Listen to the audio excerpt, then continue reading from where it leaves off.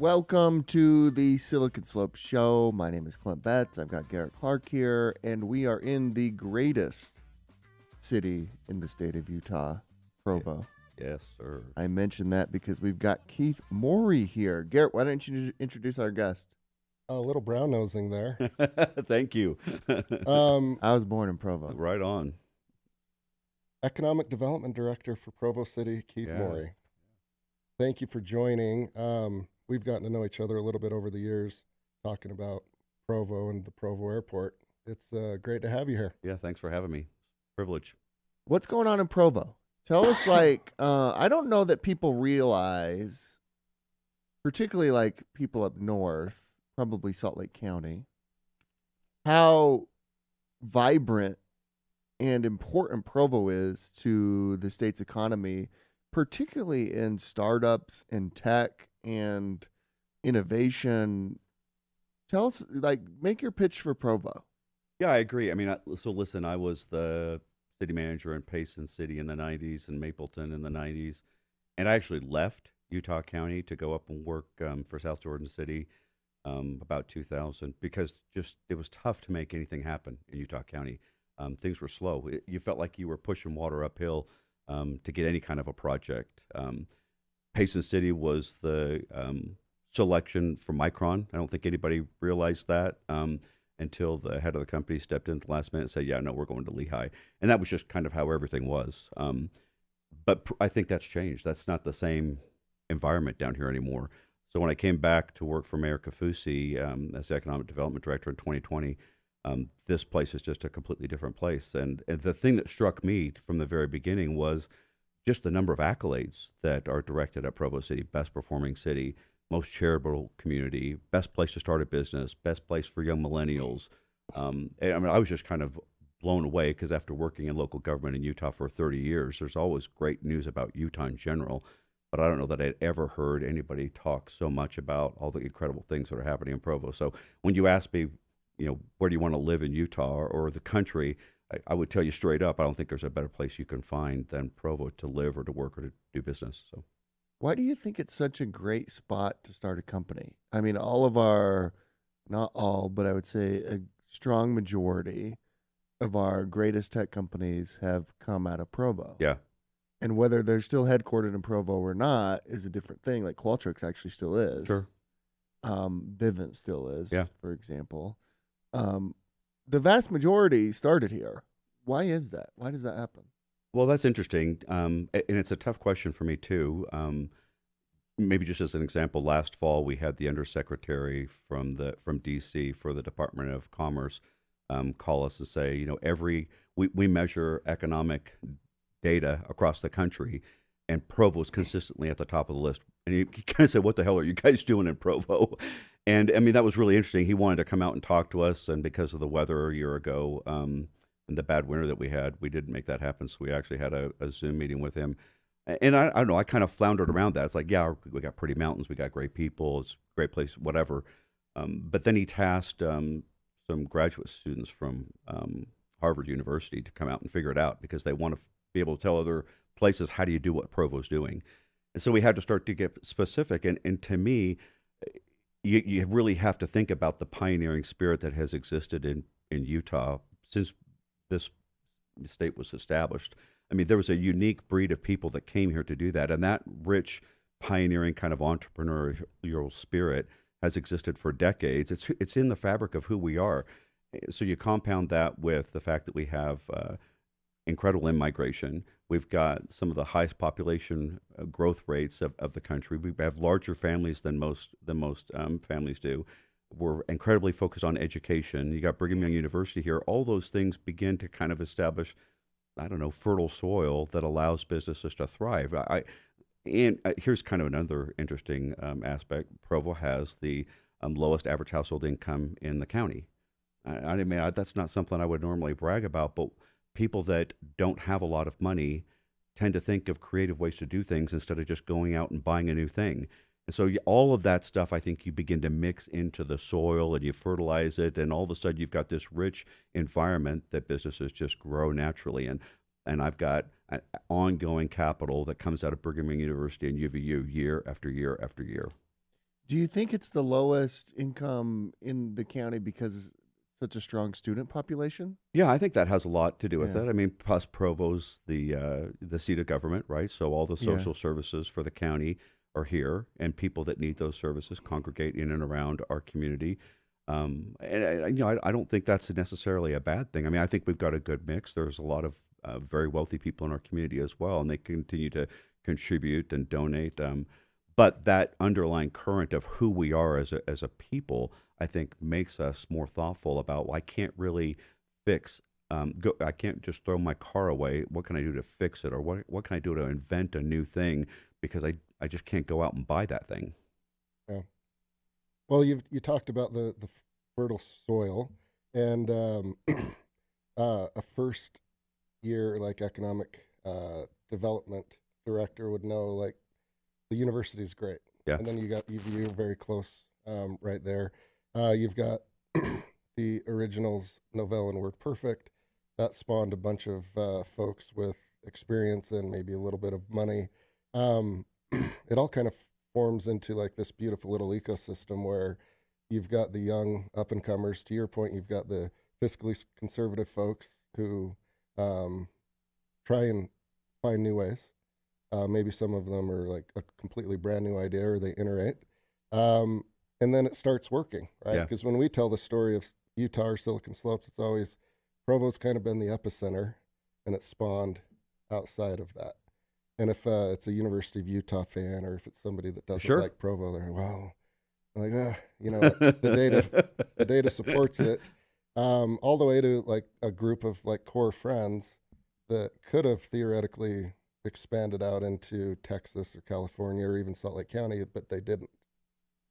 They Yeah, stayed here. yeah, that's been fascinating to realize, and I think UVU's numbers are either even stronger than Brigham Young University's. But the percentage of students that stay in the area, or when they go back and survey the graduates at UVU, I can't remember what the numbers are. It's like 90% of the students after 2 or 3 years are still here within the local area within Utah County.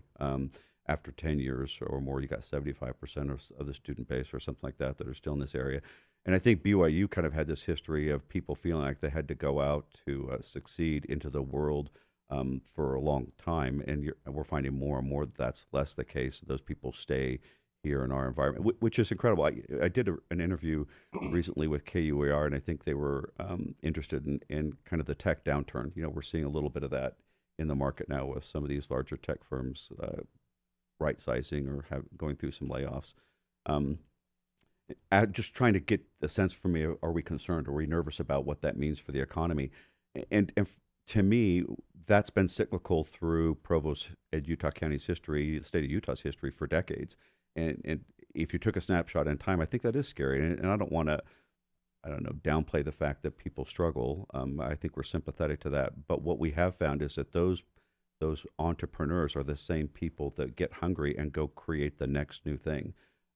Word Perfect and Novell breaking up, all that intellectual capital stayed right here, and that became the seeds that laid in the ground and sprouted Domo and Podium and Qualtrics and on and on and on. I mean, that list is just so extensive; it's pretty incredible.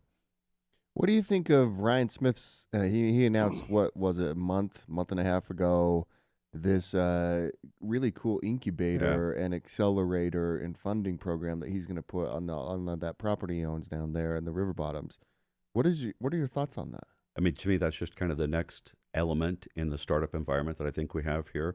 I mean, we've got the old startup building where Startup Candy was, decades and decades ago. That's become this startup environment. That's a very rich environment for young entrepreneurs to come and collaborate and build new companies. We've got Halda down there, Ethic down there, and some other incredible companies that have come out of that space. And now Kiln in Provo, with Rev Road right there with them. So all the components of what it takes to start a business in the right environment and rub shoulders with the right kind of people exist in those environments. And now Ryan is saying, well, I'm going to take it to the next level. What I'll do is I'll identify talent from around the world. I'll invite them to live in my community, and then I'll tell them that just walk across the river to the office space that I'm going to create, and I'll teach you how to grow a Qualtrics. And to me, that's just the next step in tech development. It's going to be unbelievable. Yeah, what does Kiln mean to Provo? Well, to me, I don't know. I kind of take it personally because Arian Lewis, who founded Kiln, is from Provo. The fact that he intentionally didn't start his first co-work space in Provo because he wanted to make sure that people didn't say, well, yeah, you just did that in Provo because that's your hometown. I think is telling. I mean, Arian only brought Kiln back to Provo after he'd established his product and then did the data analysis to determine where should we build next. And every metric he looked at said, well, you should build it in Provo. And so the fact that he's done that now and made this kind of an anchor for his concept is beautiful. I mean, I love everything about Arian and Kiln and what they do and what they represent. And all you have to do is walk through that space to grasp the creativity that almost is in the air. I mean, Oh, you yeah. walk down those halls and it's like, well, how could I not think of something incredible if this is where I work every day? Oh yeah. So if Provo City was a patient, and you guys were the doctors, you'd say you are really healthy right now. You've got good nutrition. You've got everything vertically integrated. You've got everything dialed in. What is your guys' role as economic development folks to continue that and ensure that it doesn't get too anemic or too strong or too robust too quickly? No, I agree. I think it's always a balancing act, right? My job as economic development director is to make sure the growth is happening and the right kind of growth is happening. And I think there are a lot of us in Utah, and I've lived in Utah since I came to Brigham Young University to get my master's degree in 1986. I mean, so I've been here not quite my whole life, but I consider myself a Utahn to this point. I have no place else I'd rather be than here in Utah. But I think there is a lot of concern about what does growth mean to my quality of life and my perception of Utah and what I value. And so I think we do have to be careful about that. And to me, I have a lot of people that express concern about, well, maybe I don't want all this growth. I don't want to become California. And I get that. I understand that. And there's one way that we could make all that happen. We could let all of our communities go to hell. And we could let there be graffiti everywhere, and we could let there be, a lot of other problems with vacant buildings to storefronts and no growth or whatever. And so I don't know how you accomplish that. I don't know how you have this incredible environment. When we talked to Ryan Smith about why is Qualtrics still here, he almost guffawed and spun around his chair and pointed at the mountains and said, "Are you kidding me? There's no place in the world where I could have that view in my corporate office like I have right here in Provo." So to me, I can't tarnish that. That's always going to be there, and people are always going to want to come to experience that. As long as Utah is incredible for you and incredible for me, people are going to want to be a part of that. So the only thing we can do is try to be measured about how do we grow, and are we growing in the right places in the right way. I think we need to focus on density where density matters, where there's transit. I think we need to be more thoughtful about mixed-use types of development. We all talk about how nostalgic we feel about England and Europe when we go over there, how cute and quaint those communities are. But they're cute and quaint because they've got a lot of transit that they've developed over centuries. They've got corner markets. The local bar is on the corner, so I don't have to drive across town. If I'm going to get drunk, I can stumble from the bar that's just next door or whatever. And anyway, I just think some of those things are meaningful because we have to be thoughtful about, are we planning for the right kinds of things in the right area? And maybe a corner market in my neighborhood doesn't really blow up the fabric of my neighborhood. Maybe that becomes an essential component of where I gather and interact with my neighbors and my friends. Yeah. This is a question for both of you because Clint loves him some Provo. This spot that we're on here in Center Street, when we have folks come down for the first time or first time in years, it does not fit the stereotype image of Provo. There's a lot of like kind of edgy businesses, Yeah, and fun businesses. Do you think the stereotype of, oh, I know what Provo means, I know what it looks like, I know what it sounds like, is still entrenched, or do you find that it's changing a little bit? I'll let you go first. I'd be interested to see what you say. I mean, I owned a deli, literally on the first floor of where we're standing right now, from 2007 to about 2013, 2012. I can't remember. I don't know dates, but for a while, and it was nothing like this when I owned that deli. Like, I think the way that downtown and particularly Center Street is developed has been incredible. Even I'm shocked by it, actually. Well, I am too. I mean, when I started here, people were talking about the number of restaurants that we had downtown Provo, and it's kind of like whatever. And then you say, well, no, there's more than 70. There's 80 plus restaurants in downtown Provo. Provo's restaurant scene is unbelievable. Yeah, well, it's funny because we have a great film crew that does a lot of our Provo Advantage filming for us, and some of those guys contract with other movie industries around the country. So we had one of our guys that does a lot of work with us who was doing a film for somebody, and I think they were in Minneapolis. And he was so desperate to get back to Provo because the dining opportunities in Minneapolis weren't anywhere near what they are at Provo. I mean, who would have thought? So is the perception still from people maybe that live in Salt Lake that Provo's still provincial and rural and kind of backwater or whatever? Yeah, I think some of that still exists, but that's just because those people haven't come here. I really think that if you come and experience what's happened on Center Street and the fact that, the new construction of the new city hall was intentional. I mean, to anchor downtown Provo and to make sure that everybody knows that this is where the seat of government is. This is where the heartbeat of Provo is, and we're committed to that, and we're committed to making sure that this is an incredible place to be, to eat, to recreate, to hang out. What's going to be developed at the old city hall now that that's torn down? Yeah, I mean, we're trying to find the right developer to do that. We're talking to a developer out of Washington right now that has done some incredible mixed-use projects, and so there might be some housing there. Yeah, I mean, we that's exactly what we want. We want retail on the ground floor. We want some housing above it. We'd like, if it makes sense, the office market is really tough right now, but it'd be nice if there was an office component too, so that there's a little bit of diversity. I mean, what we want in downtown Provo, I think, is more traffic, more bodies, more people, so that the restaurants that we have and there's more activity, more nightlife. Yeah. Why not shut Center Street down from cars?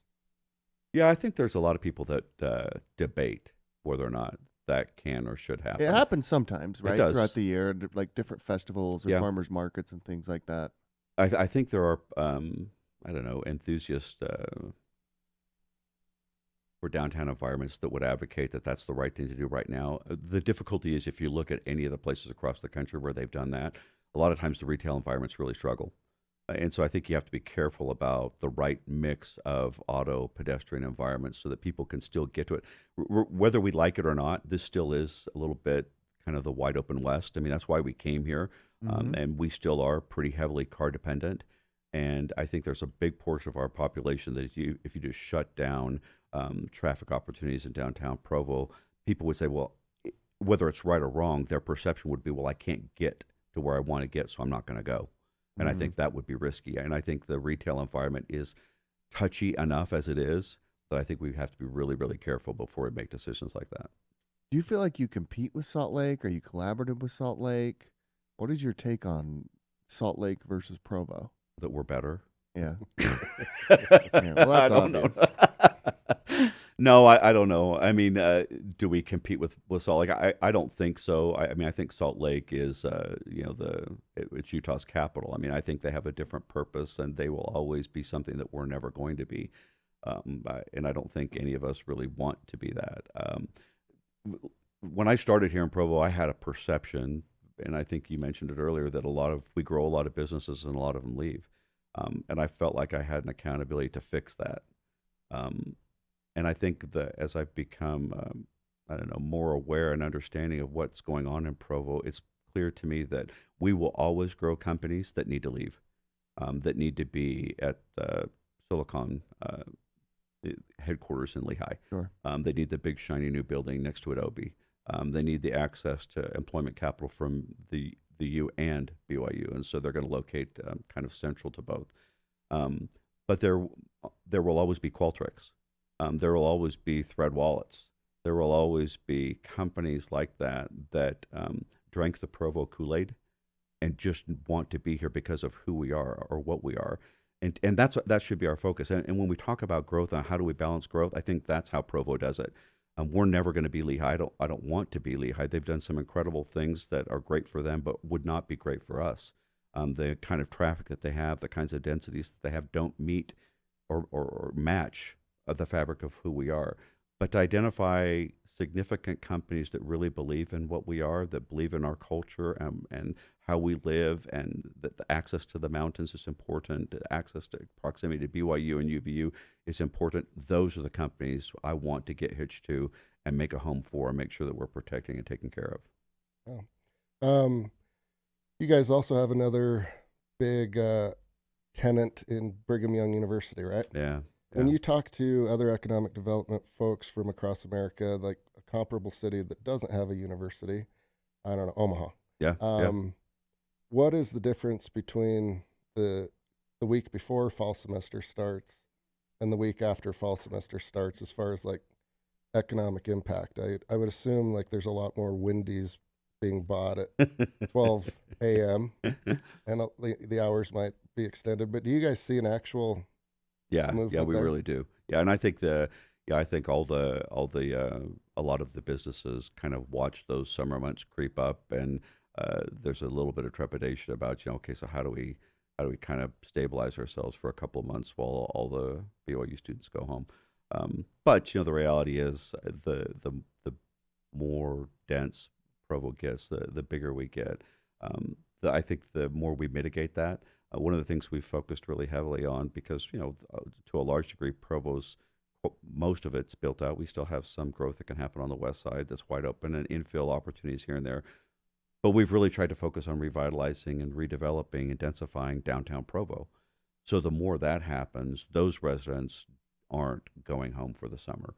And so those opportunities kind of stabilize those blips and those ups and downs that you talk about, so that maybe we're not so worried when summer months come and all the BYU students go back home for a couple of months. Oh, It seems like the parallel is Boulder, Colorado. Now, that's not a perfect parallel, but you've got Boulder. Sure. That's about 40 minutes away from Denver. What are we, about 40 minutes away from Salt Lake City? Yeah. It's beautiful there. It has a college in there. I mean, there's a lot of parallels there. If you were Ryan Smith and you owned 3 professional sports teams, where would you put them in the state of Utah? Well, from my perspective, you got to start looking at Utah County for some of this stuff, because I think with the density and the traffic issues that Salt Lake has, and you look at the fact that Utah County was the fastest growing county in the state last year, one of the fastest growing counties in the country. To me, the prime opportunities for where future development like that can and should take place is Utah County. So, I mean, I think I'd be looking at that and saying, how fast is that density going to happen? Is there enough mass today that we could start to bank on that to make that an opportunity today? Yeah, I mean, that's where I'd be looking. I mean, I think you've got some of that in Salt Lake. It belongs in Salt Lake, but I think you're going to have to start expanding some of that beyond Salt Lake to really make that work. Could Provo be home to a professional sports team? Of course we could. Yeah. Hockey. We ought to have the hockey team. It ought to be right here. That'd be way cool. That'd be crazy. I think there's a lot of people who think we ought to have the Major League Baseball team too. Do we have land for that? I think we could find land. Well, let's make some. Yeah, just figure it out. Well, I mean, look, it's kind of interesting. We're about to open the second largest regional sports complex in the country on the west side of Provo, and a lot of people don't even understand that there's that kind of land out there. But it'll be a 100-acre regional sports complex. It'll have 22 soccer fields, 45 pickleball courts. We'll host national soccer tournaments from around the country in a way that nobody else has been able to in the state, and very few in the whole country. So, yeah. I mean, those kinds of opportunities, I think, still exist if we're thoughtful about where could those be and how could we manage those so that they're an asset and not a detriment to our communities. Oh. Tax incremental financing and tax credits. We could segue into a little bit of news. And why are you looking at me, dude? Go ahead. You're the newsman. Milford Mining Company expands operations into Beaver County. This is probably something you're familiar with, even if you're not familiar with this deal. Utah's Office of Economic Opportunity awarded Milford Mining a post-performance tax reduction for expansion into Beaver County. The corporate incentive is part of the state's, here comes an acronym, Rural Economic Development Tax Increment Financing, REDTIF program. It'll bring 160 new high-paying jobs, timeline for this is 5 years. They estimate $39 million in wages, state revenue of 1.5 million, I believe, and the red tax credit was 50%. Do you guys still deal with these types of things, pro or con? Yeah. So I was the vice president of business development for the governor's recruiting arm, so for the Economic Development Corporation of Utah for several years. And I'll tell you that when we try to compete as a state against other states in the country, Utah is ultra conservative about what we can and do offer companies to locate. Years ago, when Google was looking for their next headquarters, when you're competing against Texas, for example, that could throw hundreds of millions of dollars at a project like that to make sure that they get something like that, or a Boeing or whatever. In Utah's pitch has always been, yeah, we got an incredible quality of life, and we got incredible people. And there are a lot of people that don't understand that, but I would say that's also one of the reasons why Utah historically has one of the best state-run budgets in the country, because we're more fiscally conservative than most, and if we do offer incentives like tax increment financing, it's post-performance. It's if you build it, and if it adds value in our community, sure, we'll share a portion of that back to you. To me, that's smart, healthy economic incentivizing, right? We're not leveraging your tax dollars today or increasing your tax dollars to make that happen. We're telling the company we'll capture a portion of the added value you bring, and we'll share that with you for a period of time to offset the investment cost that it's going to cost you to start your business. And I just think that's healthy and that's smart. We don't do a lot of them. They become increasingly difficult. I think there have been some people in the past that were successful in persuading the public. I think it's not true that those projects take lunch money from little kids. I just don't think that's true. I mean, we're talking about keeping school districts and the monies that goes to schools whole, but leveraging a potential increase to make new development happen that will benefit all of us. And so it's kind of the but-for argument. But for us participating, this doesn't happen. And are we willing to contribute to create a better opportunity? I mean, that's just smart business. Yeah. Plus, if you're like the state of Utah, and when Amazon was like, hey, we're going to put a second HQ everywhere, and every state and city is submitting proposals, and I believe we submitted one too. Yeah, we did. We should not. Like, why would we want Amazon second headquarters? Like, why wouldn't we just want to create the Amazon internally? No, I agree 100%, and I think that's what we're doing. And so, to me, for us to be so measured about what we offer, and to basically say to them, if you want to come, we'd love to have you, but we want you to come because this is an incredible place and it's incredible people, and you're not going to be able to do business anywhere else like you could do business here. If that's enough for you, great. We'll welcome you with open arms. If you want us to buy you to get you to locate, we're not interested. I just don't think we have to compete that way. Yeah, I really agree. don't. Particularly because we're growing so fast as it is. Like, some of that stuff could be detrimental if you do too much. Yeah, I agree. And so to me, that's why I think Provo's in an incredible position, because we are largely built out. So it allows us to be more careful and more thoughtful. And what we will get here in Provo will be kind of the cream of the crop. It allows us to be selective about, let's make sure we make a place for the Qualtrics, types of products that really believe in who we are, the Vivens. Yeah. Yeah. What other news do we have? So we've been talking a lot, oftentimes in a mocking tone, about crypto or Web3 or blockchain. And there's always been some hedging element or inflation talk there. But what we don't have currently here is an ATM that gives you little gold bullions.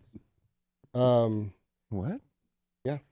So Gold, ATM, provider of the world's first true gold ATMs, is launching some fun stuff down in Vegas at some ATM show. But they do have a couple of spots here in Utah that have little gold ATMs. And And so you can get, from what I understand, these are issued not by the United States, but that's what they would ultimately like them to be, is like special legal tender. Apparently, there was a bill in 2011 here in Utah, HB 317, in and around this, but Ken Ivory this year, I believe, has introduced HB 348 to make these possibly legal tender backed by the United States, from my understanding, I think. Definitely a first world problem. Yeah. But, you can put cash in, get a little bit of gold, still carry it around in your wallet or your purse, and it's not like a bank robbery or a gold I don't house. have to go up into the Provo River and pan for it. You don't have to. Yeah. So if you're always like worried about inflation or stagflation or greedflation, or you got hit on Dogecoin, you've got one of the world's oldest currencies. You got hit on Dogecoin. You're pretty far away from gold. Yeah, I mean, if you're at your last, Go buy some gold. Go get my food storage. Go buy There some you go. gold. we all know the types of people that are gonna like this. But it No, will be gold fun. is sweet, and we should have never gotten off the gold standard. Not to change, and go super deep, but I actually think Richard Nixon was a pretty good president. In comparative, he gets a lot of flack. Probably the worst thing he did is take us off the gold standard, and that probably wasn't even his decision to make. I think that was decades in the making. But yeah, I mean, if you look at the cost of things in '71 versus cost of things now, it's pretty clear why. Yeah, and like all of our grandparents used to say, I could buy a loaf of bread, or I could for 5 cents, 10 cents. You'd say, why is it this much now? And some would say, well, it's that gold, right? But then you've got to like really be knowledgeable and read big books about it. And then you read those books and you just get sad because you're like, oh, this was decades in the making by people. Yeah, I probably shouldn't blame Nixon too much. I don't want to pile on Nixon. Yeah, he's not here to defend himself. The most piled on president ever. Yeah, he really was. I actually moved furniture in and out of Watergate back in D.C. It was pretty fascinating back in the day. Yeah, that's awesome. Yeah, that is very cool. So, anyways, hopefully we've got a gold ATM somewhere in Provo in the near it's just future. fascinating conversation to think that that's actually still a thing. Yeah. Yeah. I mean, what does a typical day look like for you? How do you decide what rings to put on? How do I decide? Yeah, I do like. I keep looking at your rings, I do like man. It's jewelry incredible. a little bit things.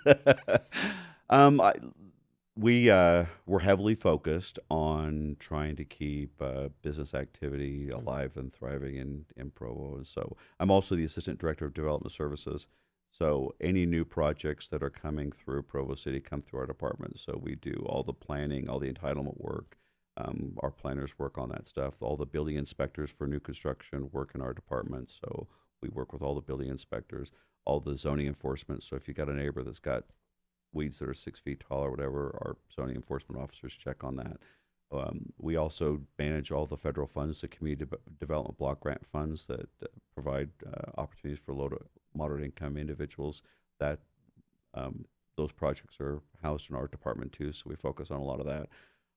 But a lot of what I do day to day is try to stay up to speed on what's going on in our community as far as businesses and how they're doing.